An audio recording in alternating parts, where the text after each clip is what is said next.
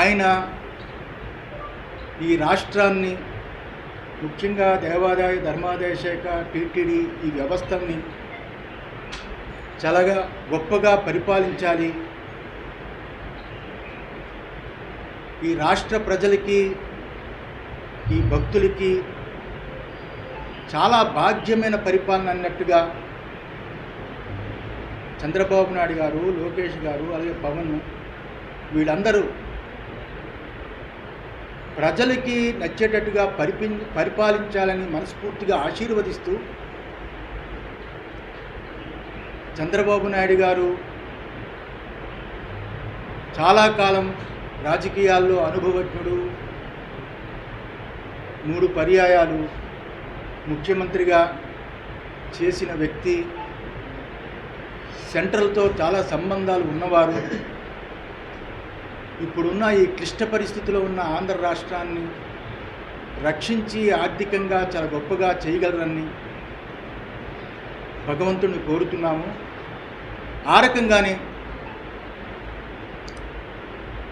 అమరావతి రాజధాని ప్రకటించిన తరువాత అప్పుడు చంద్రబాబు నాయుడు గారు, మేము కూడా విశాఖ శ్రీ శారదాపీఠం ద్వారా ఒక స్థలాన్ని కొన్నాము, ఆ రాజధానిలోనే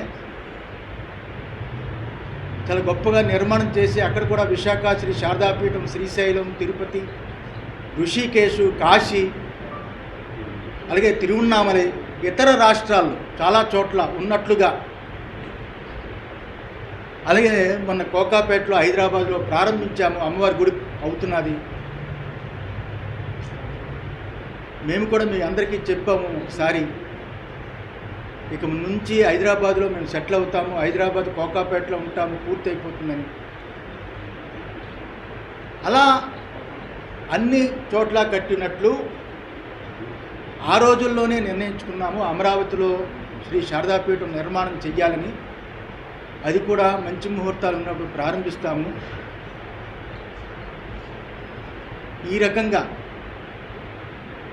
విశాఖ శ్రీ శారదాపీఠం ఏ ప్రభుత్వం వచ్చినా నిష్పక్షపాతంగా మా అమ్మవారు, రాజశ్యామల అమ్మవారు అనుగ్రహం పరిపూర్ణంగా ఉన్నట్టు ఆశీర్వదిస్తాము. అమ్మవారి అనుగ్రహాన్ని వాళ్ళు కలిగేటట్టు ప్రార్థిస్తాము. ఎప్పుడులాగే యజ్ఞాలు, హోమాలు చేస్తాము.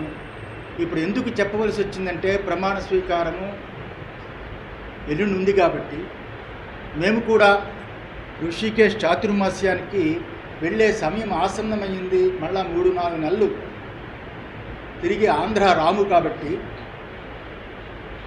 ఏ రోజు వెళతామో ఇంకా నిర్ణయించలేదు. కాబట్టి ఈరోజు మంచి రోజు, ఈరోజు ఈ ప్రెస్ ద్వారా అందరికీ తెలియచేయాలని ఈ ప్రెస్ మీట్ ఏర్పాటు చేశాం.